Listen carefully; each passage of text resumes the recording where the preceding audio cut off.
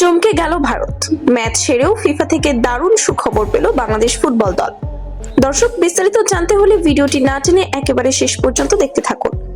Asian cup বাছাই পর্বে সিঙ্গাপুরের বিপক্ষে মাঠে নামার আগে বাংলাদেশ দলকে ঘিরে ছিল বিপুল আশাবাদ। তবে প্রত্যাশা পূরণে ব্যর্থ হয়েছে লাল সবুজের প্রতিনিধিরা। ম্যাচের শুরুতেই প্রতিপক্ষের দুটি গোলে পিছিয়ে পড়া বাংলাদেশ দ্বিতীয়ার্ধে একটি গোল শোধ করলেও শেষ পর্যন্ত সমতা ফেরাতে পারেনি। 2-1 গোলের হার এবং পয়েন্ট হারানোর আক্ষেপ নিয়ে মাঠ ছাড়েন হামজারা। তবে হতাশার মাঝেও একটি আশার আলো দেখতে পাচ্ছেন বাংলাদেশি সমর্থকরা। একই দিন সি গ্রুপের অন্য ম্যাচে হংকং ভারতকে 1-0 গোলে হারানোয় গ্রুপে পয়েন্ট সমান হলেও গোলের হিসেবে বাংলাদেশের অবস্থান এখন ভারতের ওপরে। দুই দলেরই দুটি ম্যাচে একটি করে ড্র ও একটি করে হার। তবে গোলের ব্যবধানে বাংলাদেশ সামান্য এগিয়ে। ভারত এখনো পর্যন্ত কোনো গোল করতে না পারলেও একটি গোল হজম করেছে।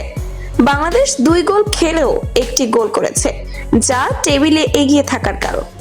বর্তমানে এই গ্রুপে হংকং শীর্ষে, সিঙ্গাপুর দ্বিতীয়, বাংলাদেশ তৃতীয় এবং ভারত চতুর্থ অবস্থানে রয়েছে।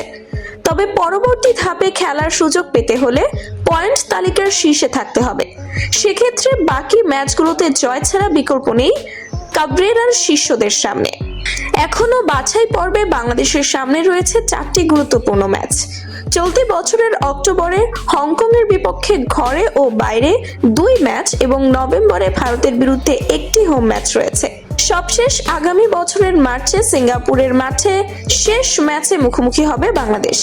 চূড়ান্ত রাউন্ডে পৌঁছানোর স্বপ্ন এখনো বেঁচে আছে। তবে তা বাস্তবে রূপ দিতে হলে প্রত্যেকটি ম্যাচকেই ফাইনাল হিসেবে নিতে হবে জামাল ভুঁইয়াদের।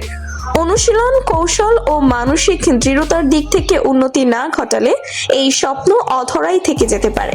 তো দর্শক, বাংলাদেশ কি পারবে চূড়ান্ত রাউন্ডে পৌঁছাতে? কি মনে হয় আপনাদের কাছে তা অবশ্যই জানাবেন ভিডিওর কমেন্ট বক্সে। ধন্যবাদ।